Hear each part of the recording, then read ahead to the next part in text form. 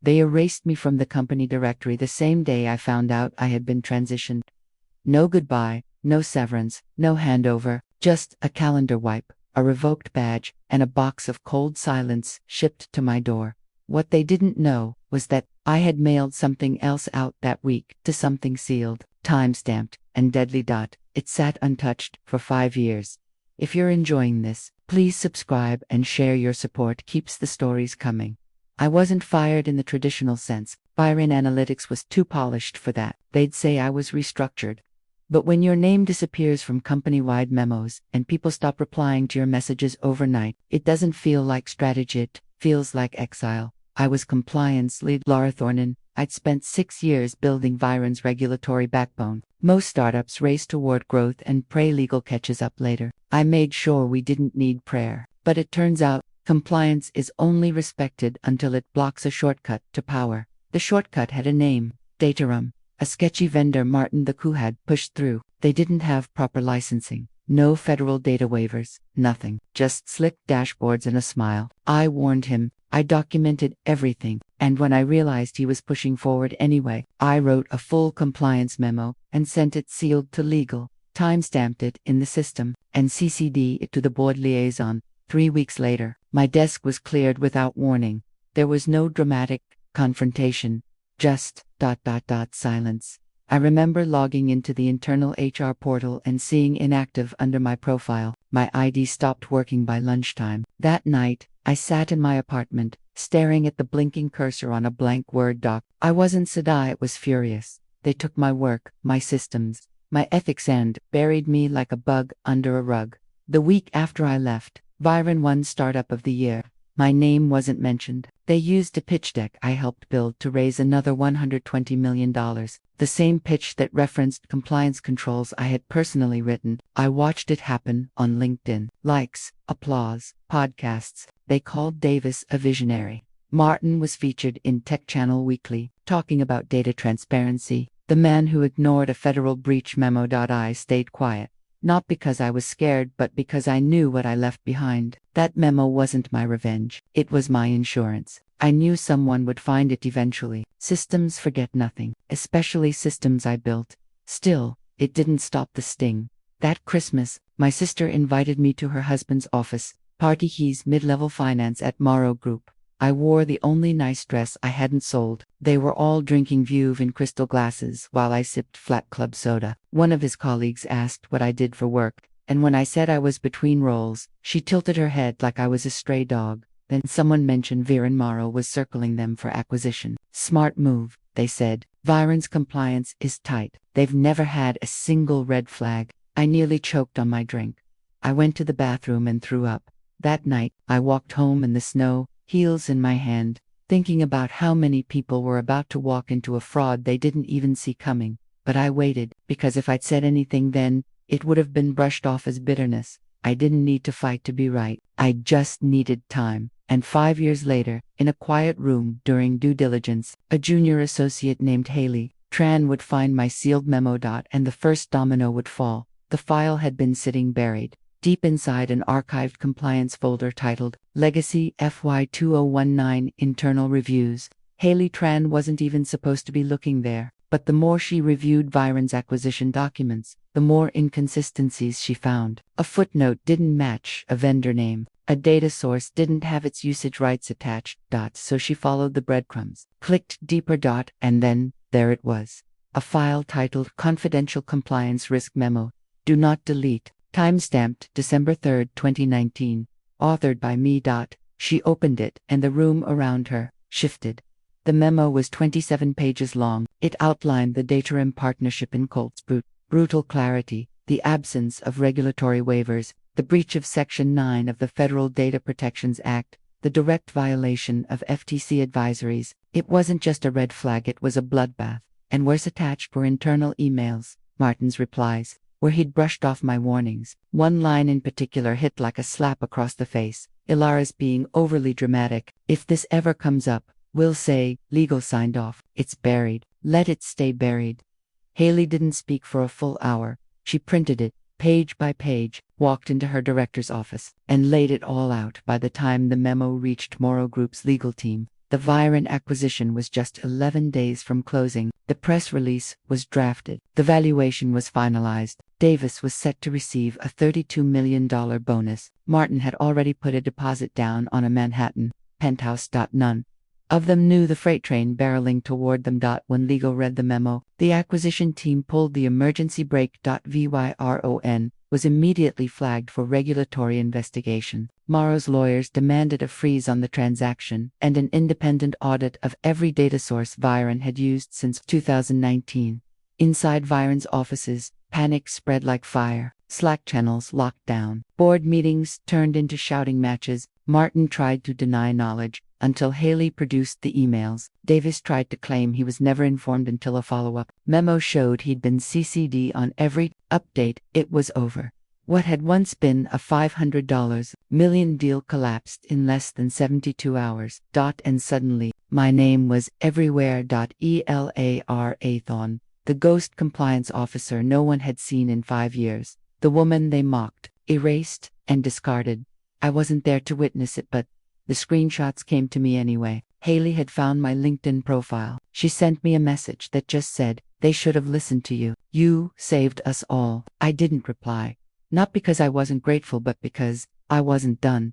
The fallout came fast. Martin was placed on administrative leave within days. He lawyered up immediately, but it didn't matter. The emails were undeniable. Davis tried to survive by throwing him under the bus, releasing a carefully worded statement about internal misalignment and legacy system failures, but no one bought it. Morrow Group pulled the plug on the deal. And within weeks, the media got wind of the story. Whistleblower memo derails $500 million acquisition. Viren, under fire for data breach cover-up. Ex-compliance lead's memo exposes major regulatory violations. I watched it unfold from my apartment. I didn't feel victorious. I felt vindicated. There's a difference. Because the truth is those 5 years weren't easy. I took freelance contracts, quiet, underpaid compliance gigs. I worked with startups too small to argue. I never used Viren's name. I never leveraged my past. I rebuilt my confidence in silence, brick by brick. There were nights I cried, weeks I ate instant noodles. There were interviews where I was told I was too cautious or not growth-minded. One recruiter even said, "We're looking for someone with more go-with-the-flow energy. You seem a little intense." I smiled and thanked him. He had no idea that I once stopped a $500 million fraud with a single memo. It was surreal, watching my name trend in industry forums while eating microwaved soup in socks with holes. But the world didn't care about optics, it cared about receipts, and I had left them buried like landmines. What no one knew, not even Haley, was that the memo wasn't the only thing I'd left behind. On my last 3 weeks at Viren, once I knew they were phasing me out, I made copies, legally, ethically. I made backups of every audit trail I authored, every risk report I submitted, every single email where Martin dismissed my concerns. Not to leak, not to burn them, but to remember. Because when people erase you, the worst part isn't being forgotten. It's starting to doubt your own memory. I needed proof that I hadn't imagined it, that I was right, that I had mattered. So when the story broke wide, and a reporter from Data Ethics Daily asked if I'd be willing to speak off the record, I said yes. Not for revenge, for women like Haley, for everyone told they're overreacting, or not a team player, or just too serious. The article dropped 3 days later. The woman Viren tried to erase. They didn't use my photo, just my words, just enough. And it sent shockwaves. The week after, I was invited by name to a compliance roundtable hosted by the Federal Digital Commission. I declined. I wasn't interested in panels or pity or PR. I wanted one thing only: closure. But then something happened that forced me out of the shadows. My younger cousin, Ellie, was getting married. We weren't close anymore. Her world had become different from mine. She was into influencers, soft launches, luxury weekends. But our mothers were sisters, and family ties are like old knots. You forget how tight they are until someone pulls. So I went. The reception was in a rooftop ballroom in San Diego. Elegant, expensive, and overflowing with old faces from a world I no longer belonged to. It was during dinner, just as they brought out the second round of appetizers, that I heard someone 3 tables over say, "Did you guys read that story about Vera?" Some ex-employee blew the whole thing up. I froze.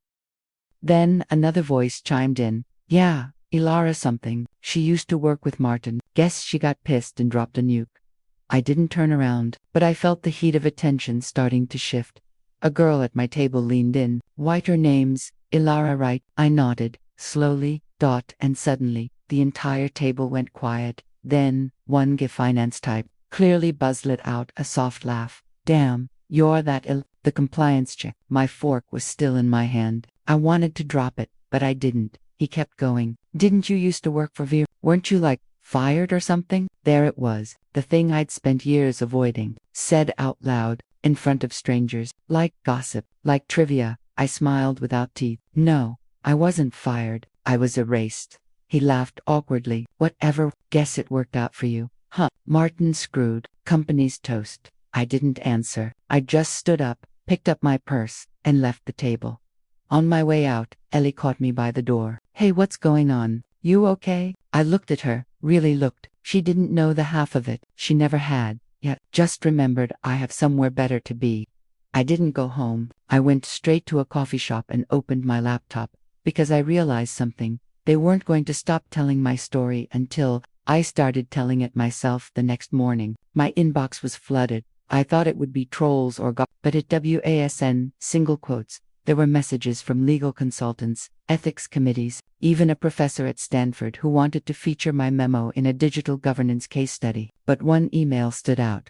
Subject line, request for confidential conversation.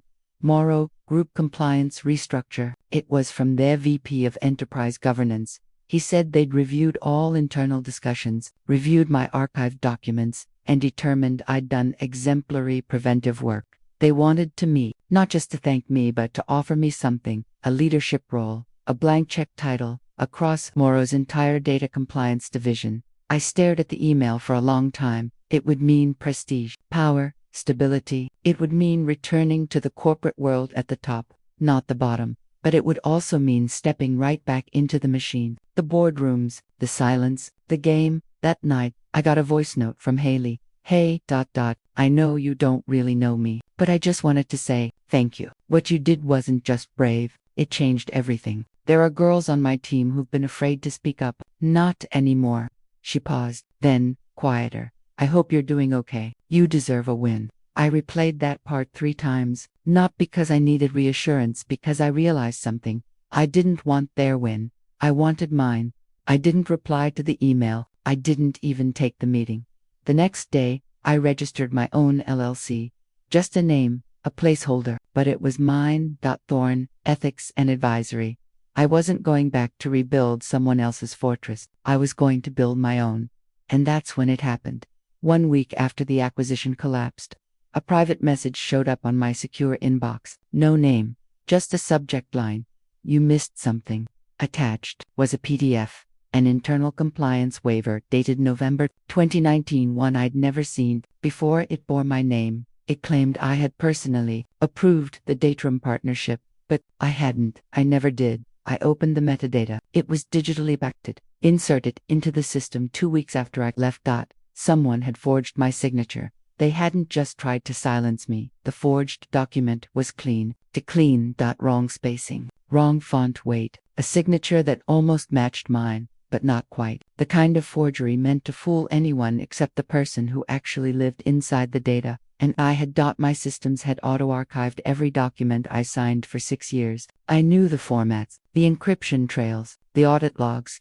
This wasn't a mistake. This was a calculated attempt to turn a sealed memo into a suicide note. They weren't just trying to bury the truth anymore, they were trying to blame me for it. I stared at the forged waiver for hours, adrenaline dulling into something colder than rage. I thought of Martin. I thought of Davis. I thought of the drinks they'd clinked behind closed doors when I left, the jokes they'd made on Slack, the smug confidence that I was just another too serious woman who'd never be believed. And I thought, not this time, they picked the wrong ghost. I printed the forgery, scanned it into 3 different forensic tools, pulled its file history, embedded object trail, and server root. I built a digital crime scene, mapped every byte like a crime analyst. I could feel the silence of 5 years shifting under my feet. This wasn't about revenge anymore. This was about proving, publicly, that I hadn't just survived their system, I'd outbuilt it. I called a contact, An ex-colleague, Margot, who'd moved into digital forensics for a boutique firm in DC. She didn't ask questions, just said, "Send it, I'll run the hashes and metadata crawl." Within 48 hours, she called me back. Double quotes ELARA. Whoever did this, they were inside the system. Like, really inside. Admin level access. The backdating was surgical. The file was injected through a shell folder that didn't exist in 2019. They planted this months, maybe years after you left. I felt a slow chill settle into my spine. "Can you trace who did it?" I asked. She hesitated. "Yes, but you're not going to like it." And then she said the name. Cynthia Park. Head of legal. My old ally. My last lunch before I was let go. The one who hugged me and whispered, "I wish I could say something." She hadn't just gone silent, she'd gone complicit. And I finally understood why the memo had been buried instead of acted on. She didn't just cover for them, she helped them build the trap. I sat in my apartment, watching the city lights flicker through the blinds, trying to process it. Not Martin, not Davis. Cynthia. She had helped me draft the compliance structure. She had reviewed early versions of the memo. She was the only one I'd trusted. And now, she was the one who'd signed off on the forgery. I could have gone public, could have handed it to the media, added fuel to the fire, but I knew how that story would spin. A he said, she said against someone with a law degree and a PR team. So instead, I made a decision. I booked a ticket to DCI. Wasn't going to burn them from the outside. I was going to walk through the front door they'd tried to frame me. Cynthia's office hadn't changed. Same modern glass panels, same leather-bound folders on the shelf like she actually opened them. The only new thing was a nameplate that read Chief Legal and Risk Officer, a promotion she didn't deserve, built on lies I had warned about. She looked up when I entered the private cafe attached to her building, her face folding into a smile that almost fooled me. "Alara, God, it's been, what, 5 years?" I nodded, almost to the day. She gestured to a seat. "I saw the memo, and the articles. You've been busy." She didn't mention the forged waiver. I sat down across from her slowly. Let her speak first. Let her make the mistake. "Look, I'm glad things are finally coming to light," she said. "You deserved better. I tried to push for your concerns back then, but the board was, don't I cut in, controlled. Don't pretend you didn't know what Martin was doing." Her face twitched just slightly. "Excuse me." I pulled the printed document from my bag and laid it flat between us. "You remember this, don't you?" She glanced at it like it was a parking ticket. "That looks like one of your old approvals." I leaned in. "It's a fake, and it's sloppy. Whoever did it forgot that I was the one who implemented the version control system that logs every edit, down to the millisecond." Her eyes flicked up, but she didn't speak. I continued, quiet and sharp. "It was injected 6 months after I left, through an internal shell folder on the legal drive, accessed using your admin key." Now she spoke. "That's a serious accusation." "No," I said, "that's a serious fact." I watched her sit back, calculating. She was weighing options, not truth. Truth had left the building years ago. Finally, she exhaled. "What do you want, Ela?" There it was. The pivot, the negotiation, the assumption that I came to bargain. "I want nothing," I said, "because I already have everything." She blinked. I leaned closer. "You forgot, Cynthia. I didn't come to ask, I came to document. And now I have everything I need to prove that you weren't just a bystander. You weren't passive. You orchestrated a legal backdoor to frame a former employee to save your reputation. You think anyone will believe you over. They already do." I cut in again. "Morrow's internal team found the original memo. They've been cross-referencing file metadata for 2 weeks. You think that email you sent to Davis, "We'll have to patch this if anyone ever digs," wouldn't come back to bite?" The blood drained from her face. "I was just doing my job," she whispered. "So was I said. "The difference is, I kept the receipts." I stood up, dropped a flash drive on the table. "It's all there. Every digital fingerprint. You have until Friday to resign and issue a public statement about your role in the dataroom oversight. If I don't, then this goes to the Federal Digital Commission, the FTC, and every ethics board that accredits your license." I didn't raise my voice. I didn't need to. By the time I walked out, her hands were shaking. Outside, the air was crisp. For the first time in years, I didn't feel small. I felt exact, not a victim, not even a whistleblower, just a woman who refused to disappear. I was halfway down the block when my phone buzzed. Unknown number. I picked up a male voice, careful, polished. Elara Thorne. Yes, this is Anthony Wells. I'm with the Internal Investigations Office at Morrow Group. I think it's time we talked. What about? He paused. There's more. The Datarum partnership wasn't the only breach. We've found something else. Something ... bigger.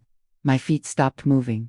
How big? Another pause. Then, low and serious. Big enough to make Viren the next Enron. Big enough to make Viren the next Enron. Wells' words echoed in my ear, long after the line went dead. A few years ago, I might have chalked that up to drama, but not anymore. Not after the memo. Not after Cynthia. I met him 2 days later in a private Morrow Group conference room, sterile white walls, one recording device, 2 cups of untouched coffee. He didn't waste time, Elara, he said, sliding a thick folder across the table. What you uncovered was just the tip. We've reviewed vendor contracts dating back to 2018. There's a pattern. Datarum wasn't the first unlicensed partner, just the one that got caught.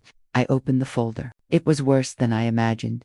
Data harvested from international servers, some tied to entities in countries under current U.S. sanctions, raw information pulled without user consent, bundled and sold through layers of shell vendors, a paper trail engineered to look clean on the surface. But underneath, nothing short of digital laundering.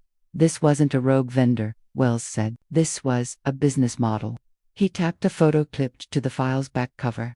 CEO Davis standing beside a man I didn't recognize, older, gray-haired, heavy-set. His name's Camden Knox, CFO of a dummy firm that funneled illegal data into Viren's analytics engine for 3 years. Guess who signed off? My stomach turned. Martin, I said. Wells shook his head. Davis.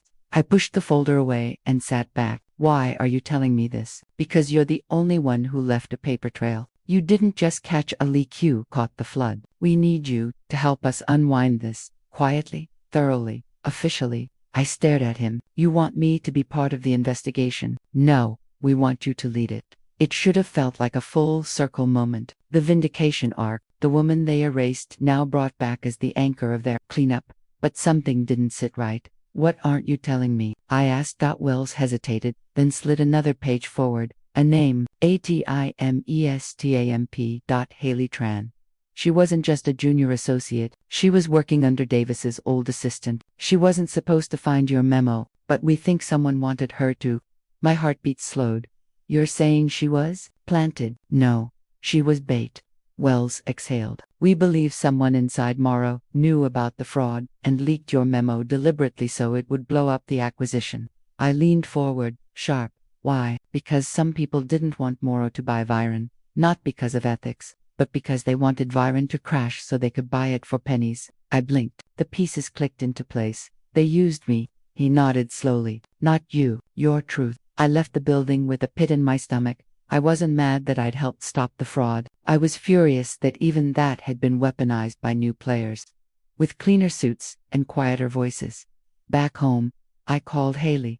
She picked up instantly. Elara, I was just about to text. Did you know? I asked quietly. That your team was sitting on this, that you weren't the only one in that archive folder. Silence. Then, softly, I didn't know at first, but I figured it out. After the deal fell through, I was pulled into a special task group on data policy. No one on the team wanted to talk about what we'd actually found. They told me to focus on redactions, not investigations. My throat tightened. Why didn't you tell me? Because I didn't think they'd come after you again, she whispered. And because I didn't think you'd pick up the phone. That part stung more than I expected, she continued. I tried to do what you would have done. I kept copies. I tracked edits, and I found something else. A pause. Then, someone on the Morrow board was on Knox's dummy firm payroll. That was the final key. It wasn't about corruption or chaos. It was about control. They didn't just want Viren to fall. They orchestrated it slowly, with precision, using the one tool they thought they could twist without it ever fighting back, the truth. I met Wells again, this time on my terms. My office, my name on the door. You used me, I said plainly. He nodded. Yes, and now we need you.